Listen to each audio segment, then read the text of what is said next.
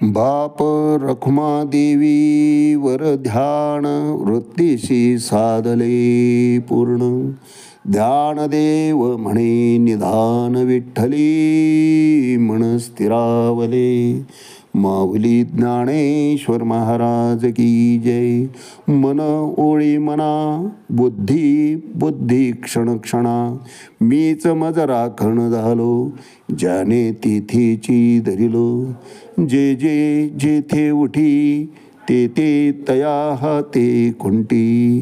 गंजने खांजने तुका साक्ष उरला दोन्ही मन आणि बुद्धी.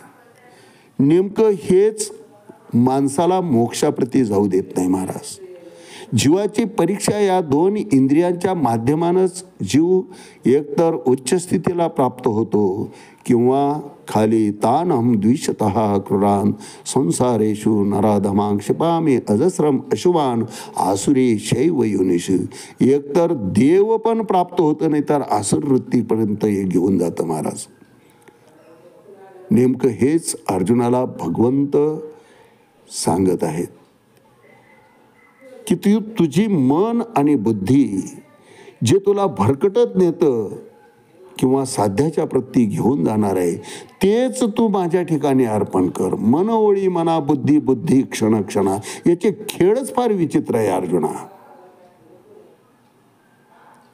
म्हणून मय्या अर्पित मनोबुद्धी. माझ्या ठिकाणी मन बुद्धी अर्पण केलं की तो भक्त मला खूप आवडतो अर्जुना आणि तू आवडीचा आहेच.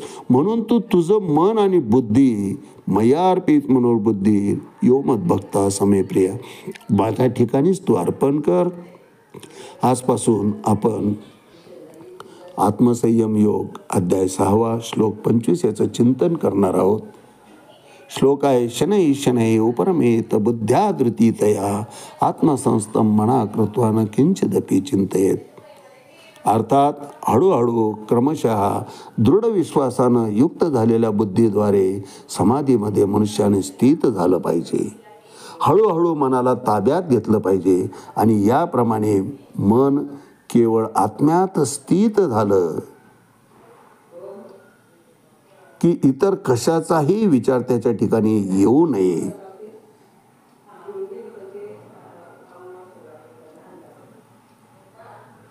शनै शनै उपरमेत बुद्ध्या धृतीतया. हळूहळू हळूहळू हळूहळू मन भगवंत चरणी आम्हाला स्थित करता आलं पाहिजे. आणि ते एकदा झालं की इतर कशाचा विचार येतच नाही महाराज. विषयाकडे मन पुन्हा धावच घेत नाही. कारण ईश्वर तत्वाचं आत्मतत्वाचं महत्त्व त्याला पटतं आणि त्या दृष्टीने त्याची वाटचाल सुरू होत असते. आपण चिंतन केलं की शक्यतो होईल तोपर्यंत तर ते अध्यात्माच्या ठिकाणी रमत नाहीच, पण रमलं तर परत माघारी घेत नाही. मग एकच विषय त्या जीवाचा होऊन जातो. बोलावा विठ्ठल पहावा विठ्ठल करावा विठ्ठल जीव भावे. अंतिम श्वासापर्यंत तो ईश्वर तत्वातच एकरूप राहतो. त्या तत्वाशीच अद्वैत भाव त्याचा निर्माण होऊन जातो. नवे नवे त्याच्यातच तो समरस होऊन जातो महाराज. यावर चिंतन करताना माऊली 378 क्रमांकाच्या वेळी सांगतात की बुद्धी धैर्या होय वसोटा मना ते अनुभवाची या वाटा हळूहळू करी प्रतिष्ठा आत्मभुवनी.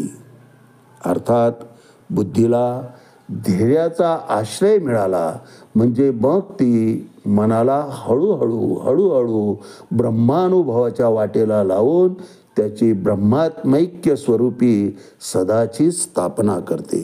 बुद्धी हे कार्य करत असतं. म्हणून मनाबरोबर बुद्धीही भगवंत माझ्या ठिकाणी अर्पण करा म्हणतायत. कारण मनाला पटून उपयोग नाही, निर्णय बुद्धीनं घ्यायचा असतो. बुद्धी धैर्या होय वसोटा. धैर्याला मग त्या प्रयत्नाला बुद्धीचा आश्रय मिळतो. मना ते अनुभवाची या वाटा. अनुभव कोणता तर हा ब्रह्मानुभव. त्या वाटेला ते मनाला हळूहळू हळूहळू हळूहळू हळूहळू करी प्रतिष्ठा आत्मभुवनी. त्या आत्मतत्वाची प्राप्तीच जीवाला ते बुद्धी करून देत असते मनाच्या माध्यमानं. पण ते मनच फार चंचल आहे महाराज.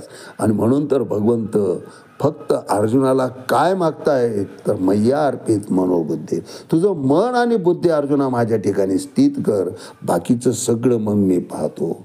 कारण ते पुढच्या क्रिया आपोआप घडतात हे भगवंतालाही माहिती आहे. बुद्धी धैर्य होय वसवटा, मना ते अनुभवाची वाटा, हळूहळू करी प्रतिष्ठा आत्मभुवनी. आज याच ठिकाणी थांबूया. रामकृष्ण हरी. पुंडलिक वरदारी विठ्ठल. श्री ज्ञानदेव तुकाराम. पंढरीनाथ भगवान की जय. माऊली ज्ञानेश्वर महाराज की जय. जगद्गुरु तुकाराम महाराज की जय. शांती ब्रह्म एकनाथ महाराज की जय. आदि शक्ती मुक्ताबाई की जय.